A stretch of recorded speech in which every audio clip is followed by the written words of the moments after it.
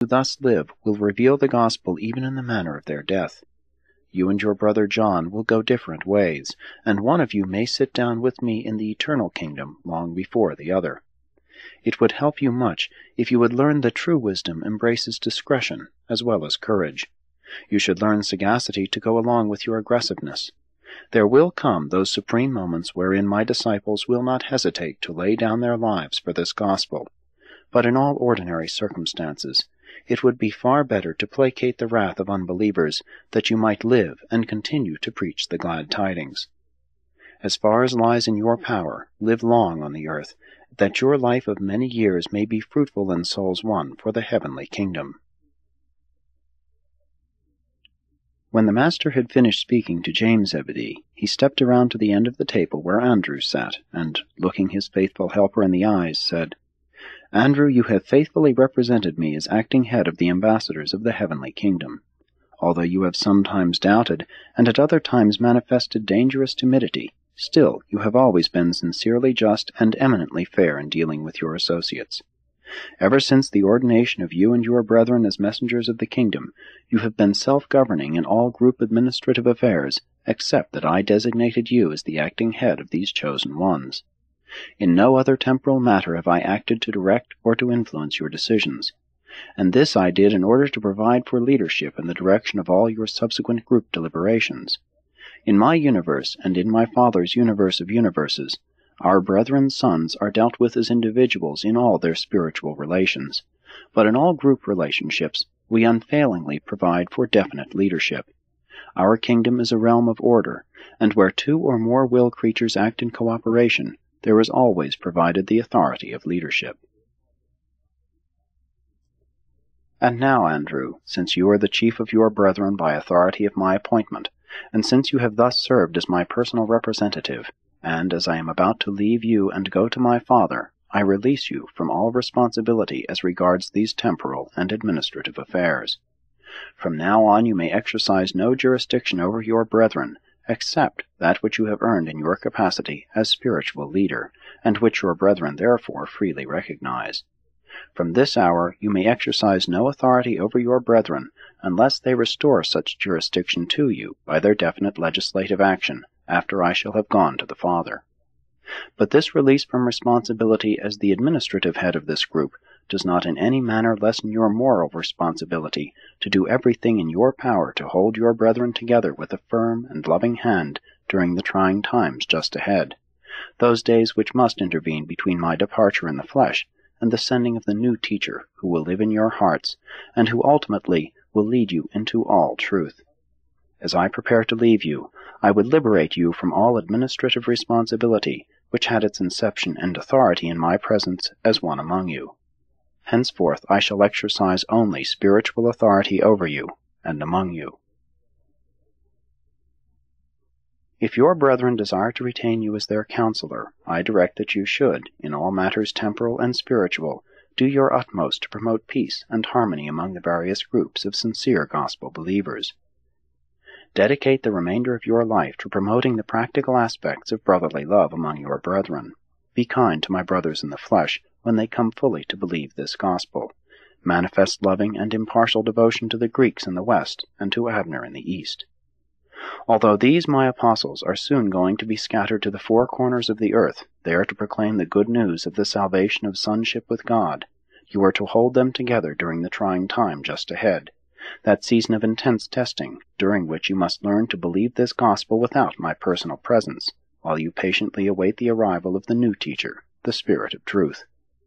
And so, Andrew, though it may not fall to you to do the great works as seen by men, be content to be the teacher and counselor of those who do such things.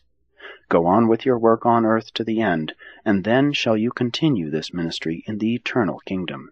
For have I not many times told you that I have other sheep, not of this flock? Jesus then went over to the Alphaeus twins, and, standing between them, said, My little children, you are one of the 3 groups of brothers who chose to follow after me. All 6 of you have done well to work in peace with your own flesh and blood, but none have done better than you. Hard times are just ahead of us. You may not understand all that will befall you and your brethren, but never doubt that you were once called to the work of the kingdom.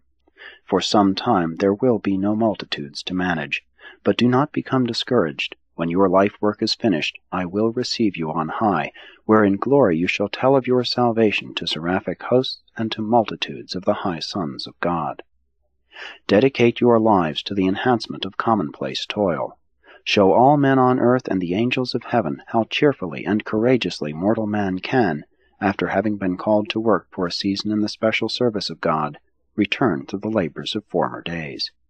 If for the time being your work in the outward affairs of the kingdom should be completed, you should go back to your former labors with a new enlightenment of the experience of sonship with God, and with the exalted realization that, to him who is God-knowing, there is no such thing as common labor or secular toil.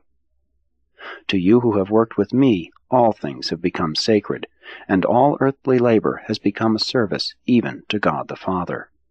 And when you hear the news of the doings of your former apostolic associates, rejoice with them, and continue your daily work as those who wait upon God, and serve while they wait. You have been my apostles, and you always shall be, and I will remember you in the kingdom to come. And then Jesus went over to Philip, who, standing up, heard this message from his master. Philip, you have asked me many foolish questions, but I have done my utmost to answer every one. And now would I answer the last of such questionings which have arisen in your most honest but unspiritual mind. All the time I have been coming around toward you, have you been saying to yourself, what shall I ever do if the Master goes away and leaves us alone in the world? O you of little faith! And yet you have almost as much as many of your brethren. You have been a good steward, Philip. You failed us only a few times, and one of those failures we utilized to manifest the Father's glory. Your office of stewardship is about over. You must soon more fully do the work you were called to do, the preaching of this gospel of the kingdom. Philip, you have always wanted to be shown, and very soon shall you see great things. Far better that you should have seen all this by faith, but since you are sincere, even in your material-sightedness, you will live to see my words fulfilled. And then, when you are blessed with spiritual vision, go forth to your work, dedicating your life to the cause of leading mankind to search for God, and to seek eternal realities with the eye of spiritual faith, and not with the eyes of the material mind. Remember, Philip, you have a great mission on earth, for the world is filled with those who look at life just as you have tended to. You have a great work to do, and when it is finished in faith, you shall come to me in my kingdom, and I will take great pleasure in showing you that which eye has not seen, ear heard, nor the mortal mind conceived. In the meantime, become as a little child in the kingdom of the Spirit, and permit me, as the Spirit of the new teacher, to lead you forward in the spiritual kingdom. In this way will I be able to do much for you, which I was not able to accomplish when I sojourned with you as a mortal of the realm. And always remember, Philip, he who has seen me has seen the Father. Then went the Master over to Nathanael. As Nathanael stood up, Jesus bade him be seated, and, sitting down by his side, said, Nathanael, you have learned to live above prejudice, and to practice increased tolerance since you became my apostle, but there is much more for you to learn. You have been a blessing to your fellows in that they have always been admonished by your consistent sincerity. When I have gone, it may be that your frankness will interfere with your getting along well with your brethren, both old and new. You should learn that the expression of even a good thought must be modulated in accordance with the intellectual status and spiritual development of the hearer. Sincerity is most serviceable in the work of the kingdom when it is wedded to discretion. If you would learn to work with your brethren, you might accomplish more permanent things.